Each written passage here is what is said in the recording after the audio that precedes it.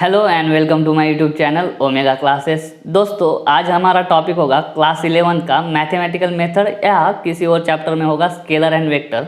ठीक है, उस चैप्टर का एक सिंपल का टॉपिक हम सीखने वाले हैं जिसका नाम है law of polygon of vector, और उसी के बाद हम पढ़ेंगे रिजोल्यूशन ऑफ वेक्टर, वो भी एक छोटा सा पॉइंट है।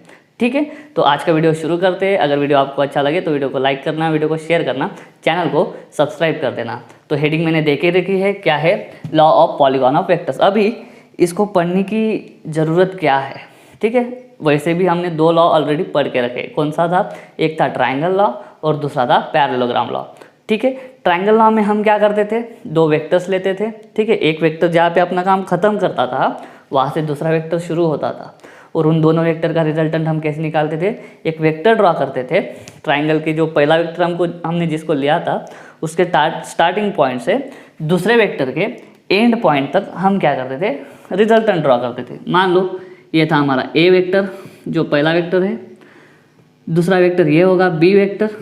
इन दोनों वेक्टर का, और कंडीशन हमें मालूम होती है कि दो वेक्टर्स को हम ऐड कब कर सकते हैं? जब दोनों वेक्टर का टाइप सेम हो। ये सेम टाइप के वेक्टर्स है।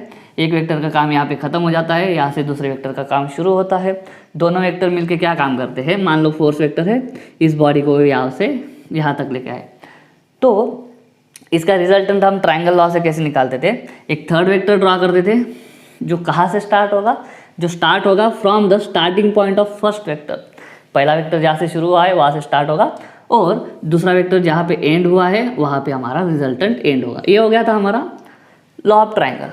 ठीक है, उसके बाद में बारी आई थी हमारी लॉ ऑफ पैरेललोग्राम की। एक साइड ऐसी थी पैरेललोग्राम की, एक वेक्टर ऐसा था, एक को बोल दिया था पी बार, दूसरे को बोल दिया था क्यू बार। इसमें और इसमें क्या डिफरेंस था? इसमें ऐसा था कि एक वेक्टर खत्म होने के बाद दूसरा शुरू होता था। यहाँ पे क्या है? दोनों वेक्टर एट ए टाइम एक बॉडी पे, फोर्स है तो दोनों फोर्सेस एट ए टाइम एक बॉडी पे एक्ट होंगे। एक फोर्स इधर के साइड, एक फोर्स इधर के साइड।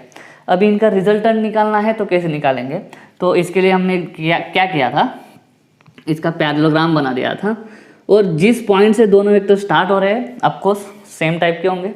ठीक है, उसी पॉइंट से एक डायगोनल ड्रॉ करा हमने इस पैरेललोग्राम का, और उसी डायगोनल को हमने बोल दिया था रिजल्टेंट। इस वेक्टर का हमने मैग्नीट्यूड भी निकाला था और हमने डायरेक्शन भी निकाला था। ठीक है, पिछले वीडियो में हमने ये सब किया है। ट्रायंगल लॉ पे एक स्पेशल वीडियो बना है, पैरेललोग्राम लॉ पे एक स्पेशल वीडियो बना है। दोनों वीडियोस का लिंक मैं डिस्क्रिप्शन में दे देता हूँ, आपको फिर ये अच्छे से समझ में आ जाएगा। तो ट्रायंगल लॉ और पैरेललोग्राम लॉ, इनमें हमने क्या किया था? एक चीज़ कॉमन थी, जितने भी वेक्टर्स हम ऐड कर रहे थे उनका नंबर कितना था? 2। ट्रायंगल लॉ का यूज़ करके हम कितने वेक्टर्स ऐड कर सकते हैं? 2। पैरेललोग्राम लॉ का यूज़ करके हम कितने वेक्टर्स ऐड कर सकते हैं? 2। अगर ऐसी कंडीशन आई कि हमारे पास 2 नहीं 2 से ज़्यादा वेक्टर्स है तो हम उनको ऐड कर सकते हैं क्या? तो हमें क्वेश्चन आता है। ठीक है, तो उसका आंसर भी है कितने भी वेक्टर्स हो, चाहे कितने भी वेक्टर्स हो, उन सारे वेक्टर्स को हम ऐड कर सकते हैं, उनका रिजल्टेंट निकाल सकते हैं।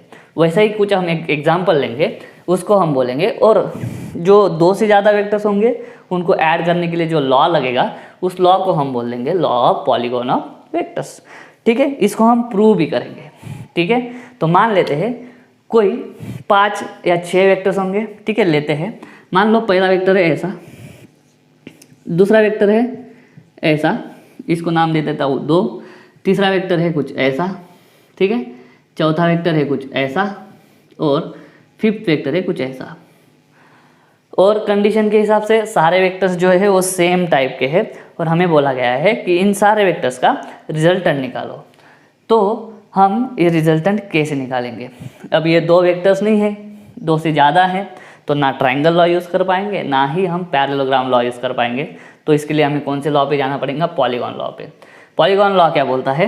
वो बोलता है कि when there are more than 2 vectors, when there are more than 2 vectors, ठीक है, और उनका टाइप कैसा होना चाहिए? Of the same type, are represented in magnitude and direction. उनको रिप्रेजेंट करना पड़ेगा मैग्नीट्यूड एंड डायरेक्शन में by the sides of incomplete polygon, by the sides of incomplete polygon. Incomplete polygon मतलब वो पॉलीगॉन क्लोज नहीं किया है, हम बनाएंगे इसमें by the sides of incomplete polygon, then the resultant of all these vectors will be given by the side of polygon.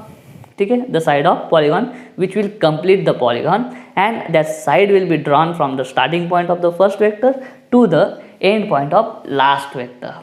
ठीक है, क्या करेंगे हम, चलो यहाँ पे बताता हूँ। पहला वेक्टर ले लिया, उसके बाद में दूसरा ले लिया डायरेक्शन देख के, उसके बाद में थर्ड ले लिया, ऐसा बनेगा थर्ड। ठीक है, उसके बाद में फोर्थ ले लिया जो ऐसा बन रहा है, और उसके बाद में ले लिया मैंने फिफ्थ जो बन रहा है ऐसा। तो देखो ये फर्स्ट, सेकंड, थर्ड, फोर्थ और फिफ्थ क्या बना रहे, एक इनकम्प्लीट पॉलीगॉन बना रहे हैं। तो ये जो सारे हैं वेक्टर्स, हमने इसको, इन वेक्टर्स को किससे रिप्रेजेंट किया, हमने उनको रिप्रेजेंट किया bye the sides of incomplete polygon. ये पॉलीगॉन कंप्लीट नहीं हुआ है, ठीक है, तो इनका हम रेजिस्टेंस निकालेंगे अभी। ठीक, तो हम इनका रेजिस्टेंस कैसे निकालेंगे, हम एक वेक्टर ड्रॉ करेंगे, जो वेक्टर क्या करेगा, इस पॉलीगॉन को कंप्लीट करेगा। ठीक है, तो इस वेक्टर को हम कहाँ से ड्रॉ करने वाले हैं, जहाँ से पहला वेक्टर स्टार्ट हुआ है वहाँ से अपने वेक्टर को हम स्टार्ट करेंगे रिजल्टेंट को, और जहाँ पे लास्ट वेक्टर का एंड होता है वहाँ पे हम लेके जाएंगे हमारा रिजल्टेंट का एंड पॉइंट। तो ये जो वेक्टर हो गया इसको मैं लिख दूँ आर बार, और यही वेक्टर होगा हमारा रिजल्टेंट वेक्टर। ठीक है, ये तो हो गया थ्योरी। अब इसको हम प्रूव कर सकते हैं क्या, तो हम जरूर प्रूव कर सकते हैं। पहले लॉ में फिर से बता दूं, when more than two vectors are represented in magnitude and direction, और वेक्टर्स क्या होने चाहिए, सेम टाइप के।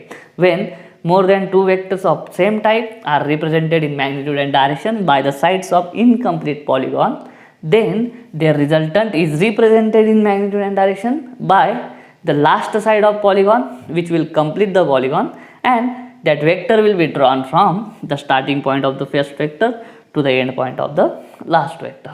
इसको प्रूव करना है। तो इसको प्रूव करने के लिए हम क्या करेंगे, ट्रायंगल लॉ का सहारा लेंगे। इसको मैं बोल देता हूँ ए बार, ठीक है, इसको मैं बोल देता हूँ बी बार, इसको बोल देता हूँ सी बार, उसी तरह ये हो जाएगा डी बार, उसी तरह ये हो जाएगा ई बार।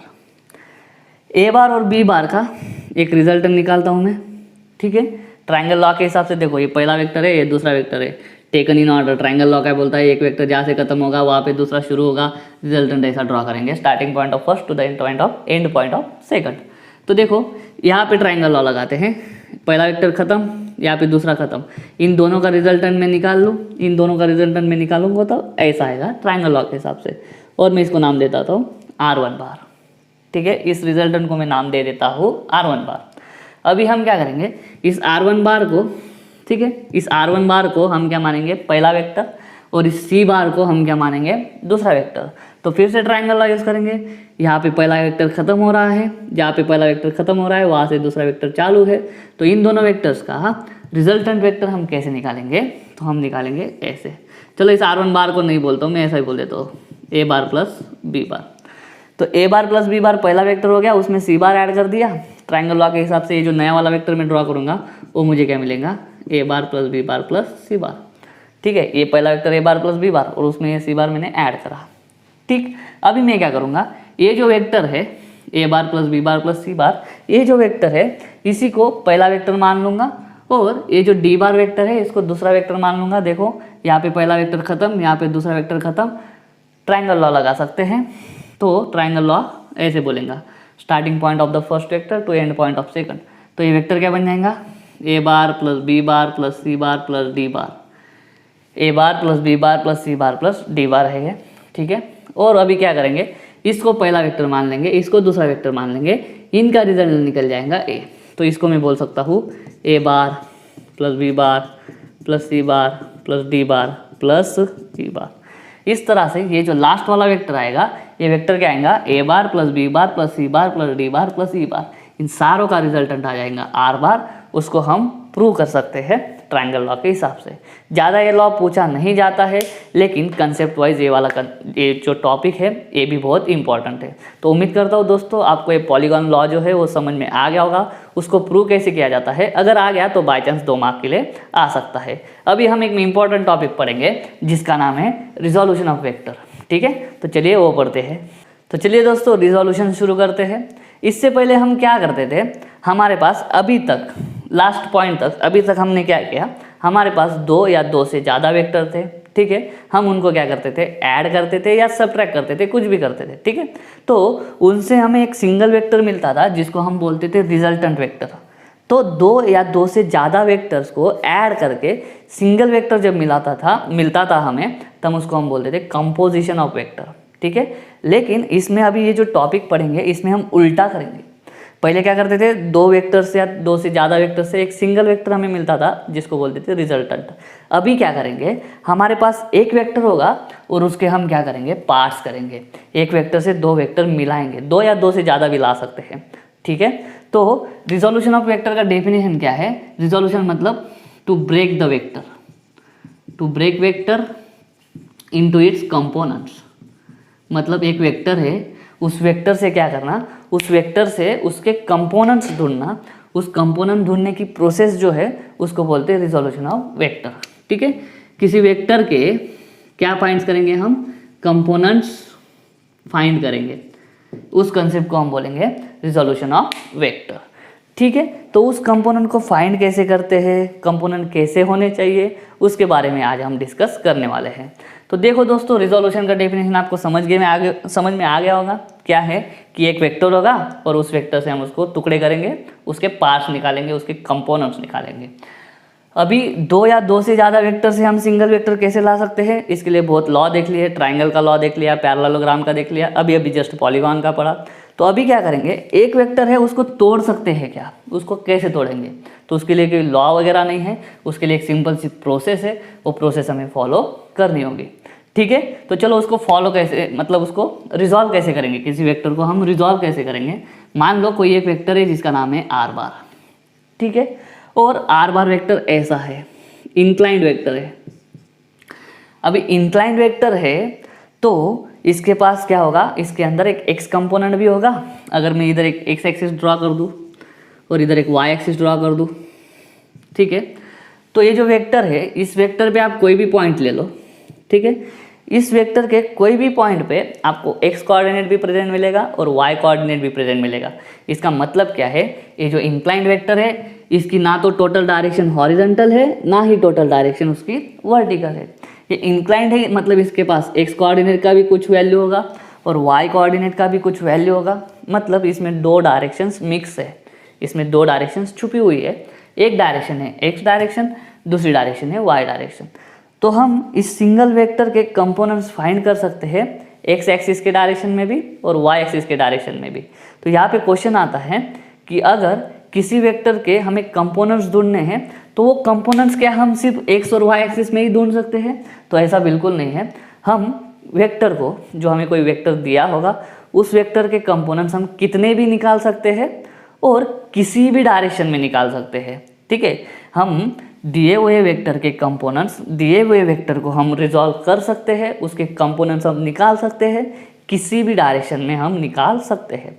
लेकिन जहाँ तक आपका 11th और 12th का सवाल है, हम हमेशा दो ही कंपोनेंट्स निकालेंगे। जो हमारे पास वेक्टर होगा उस वेक्टर के हम सिर्फ दो ही कंपोनेंट्स निकालेंगे और वो दोनों कंपोनेंट्स एक दूसरे को क्या होंगे, परपेंडिकुलर होंगे। Components will be perpendicular to each other. ठीक है, अगर किसी वेक्टर को हम रिजॉल्व करने वाले हैं और रिजॉल्व करके हम जो दो कंपोनेंट्स निकालेंगे, अगर उन दो कंपोनेंट्स के बीच का एंगल, एक एक्स कंपोनेंट दूसरा वाई कंपोनेंट, मान लो ये रिजल्टेंट वेक्टर है, इसका कंपोनेंट एक हम एक्स डायरेक्शन में निकालेंगे और दूसरा कंपोनेंट निकालेंगे हम वाई डायरेक्शन में। एक्स एक्सिस और वाई एक्सिस एक दूसरे से कितना एंगल बनाती है, 90 डिग्री। तो एक्स डायरेक्शन के अलावा जो कंपोनेंट होगा और वाई डायरेक्शन के अलावा जो कंपोनेंट होगा, वो दोनों कंपोनेंट भी एक दूसरे के साथ में कितना एंगल बनाएंगे, 90 डिग्री। मतलब वो दोनों कंपोनेंट एक दूसरे को परपेंडिकुलर होंगे। अगर किसी वेक्टर के कंपोनेंट्स एक दूसरे को परपेंडिकुलर होंगे तब हम उनको बोलते हैं रेक्टेंगुलर कंपोनेंट्स। और इस वीडियो में हम वही देखने वाले हैं कि किसी एक वेक्टर के रेक्टेंगुलर कंपोनेंट्स कैसे फाइंड करे जाते हैं। ठीक है, तो चलिए उसका प्रोसेस हम अभी शुरू करते हैं। ये वेक्टर है, मान लो एक्स एक्सिस के साथ में उसका एंगल कितना है, थीटा। एक सिंगल वेक्टर है आर बार, उसका एक्स एक्सिस के साथ में एंगल है थीटा। तो अभी हमें क्या करना है, उसका एक्स एक्सिस के डायरेक्शन में एक कंपोनेंट निकालना है और वाई एक्सिस के डायरेक्शन में एक कंपोनेंट निकालना है। इस सिंगल वेक्टर के दो टुकड़े करने हैं हमें। रिजॉल्व करना मतलब सिंगल वेक्टर के दो टुकड़े कर देना। तो वो टुकड़े कैसे करे जाते हैं, प्रोसेस एकदम सिंपल है, छोटी है। हम क्या करेंगे, ये रिजल्टेंट का जो एरो है वहाँ से एक परपेंडिकुलर ड्रॉ करेंगे एक्स एक्सिस पे और एक परपेंडिकुलर ड्रॉ करेंगे वाई एक्सिस पे। अभी दो कंपोनेंट्स निकालना, किसी वेक्टर को अगर हम तोड़ेंगे उसके दो टुकड़े करेंगे तो दोनों टुकड़े भी क्या होंगे, दोनों टुकड़े भी वेक्टर से होंगे। अगर ज्योमेट्रिकल रिप्रेजेंटेशन के बारे में सोचा जाए तो जो दो हमें कंपोनेंट्स मिलने वाले हैं उन दोनों वेक्टर्स में, ठीक है, उन दोनों वेक्टर्स की कुछ ना कुछ लेंथ होगी, सही है। तो उसका जो लेंथ होगा वो लेंथ मतलब क्या, उन दोनों वेक्टर्स का मैग्नीट्यूड होगा। और उन जो वेक्टर्स है उनका जो डायरेक्शन होगा वो किससे बताया जाएगा, एंगल से बताया जाएगा, ठीक है। तो ज्योमेट्रिकल मेथड का थोड़ा यहाँ पे यूज़ करना होगा।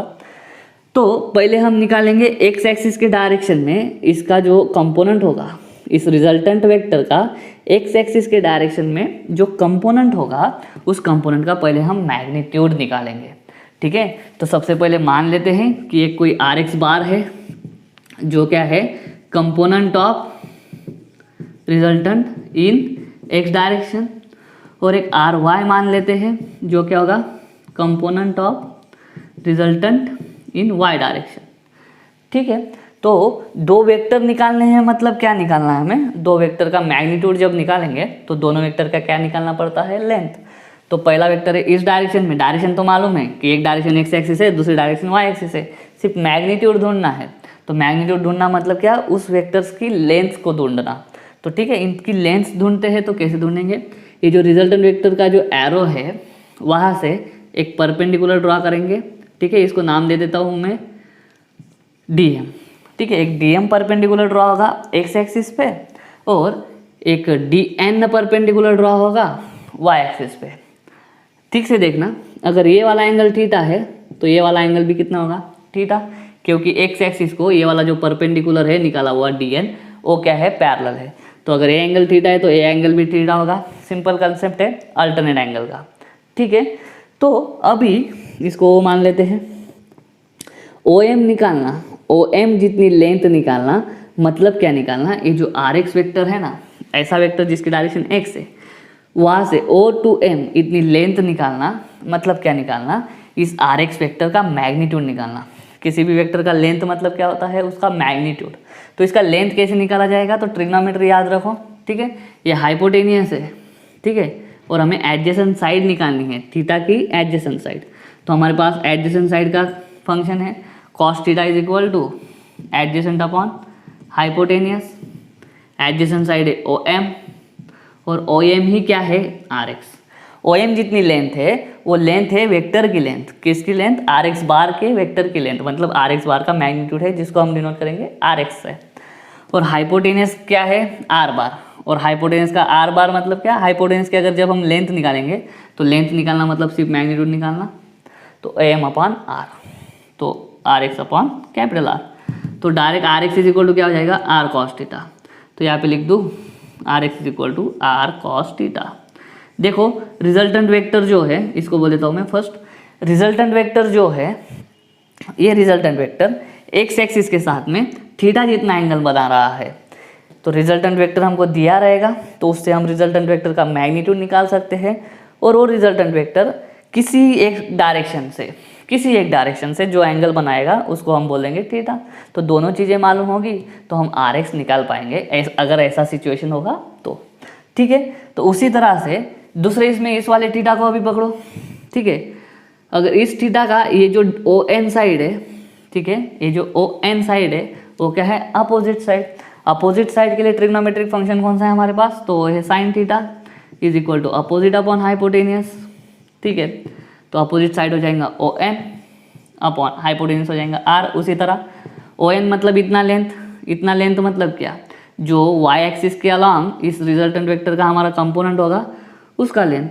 तो ओ एन मतलब आर वाई अपॉन आर, इतना लेंथ मान लेते हैं आर एक्स और इतना लेंथ मान लेते हैं आर वाई।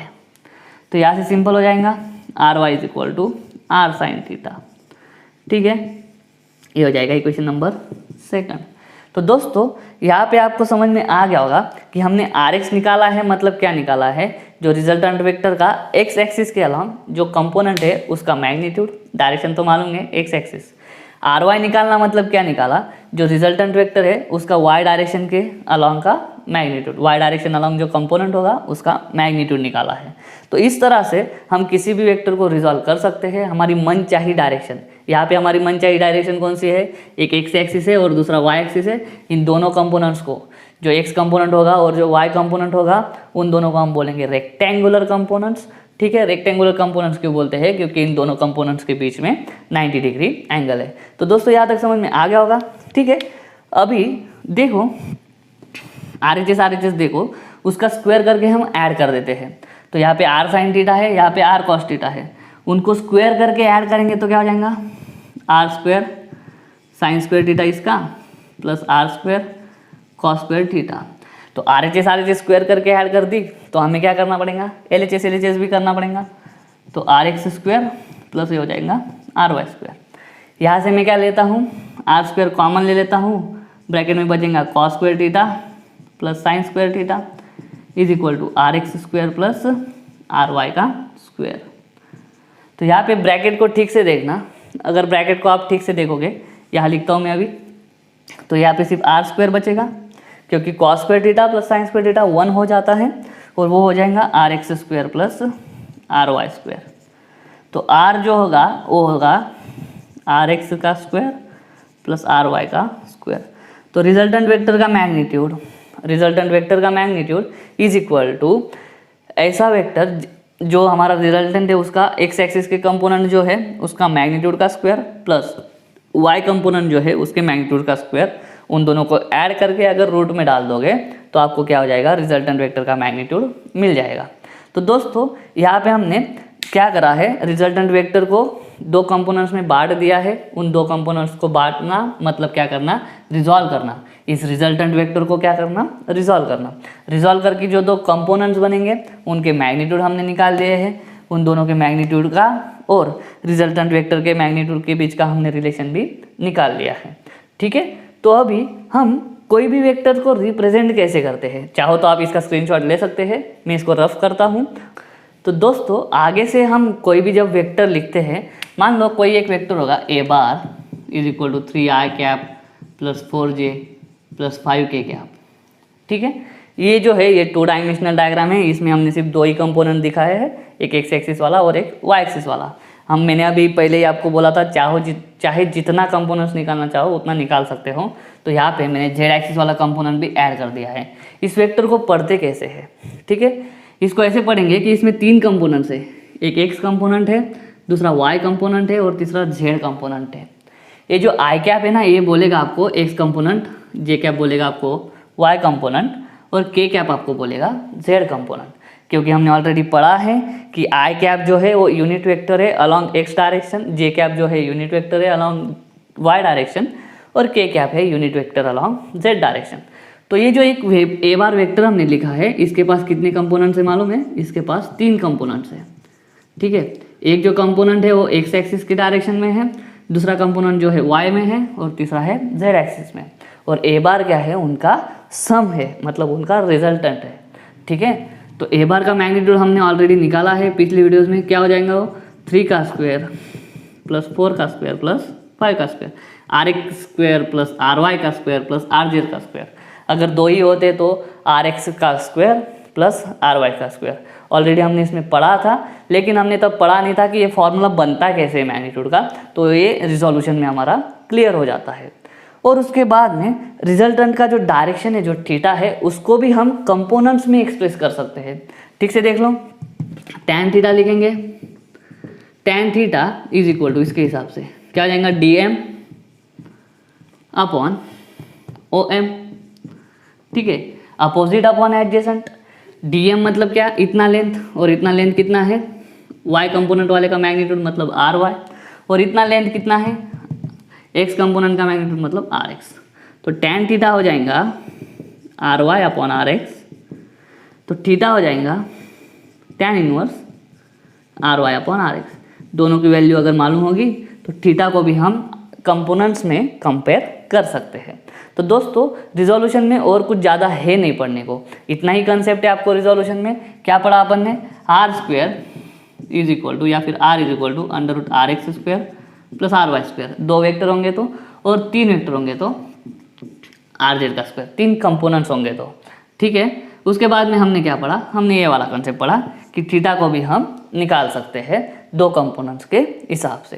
तो दोस्तों उम्मीद करता हूँ आज का वीडियो आपको समझ में आ गया होगा। अगर ऐसा है तो वीडियो को लाइक करो, वीडियो को शेयर करो, चैनल को सब्सक्राइब कर देना। मिलता हूँ अगले वीडियो में, तब तक के लिए जय हिंद।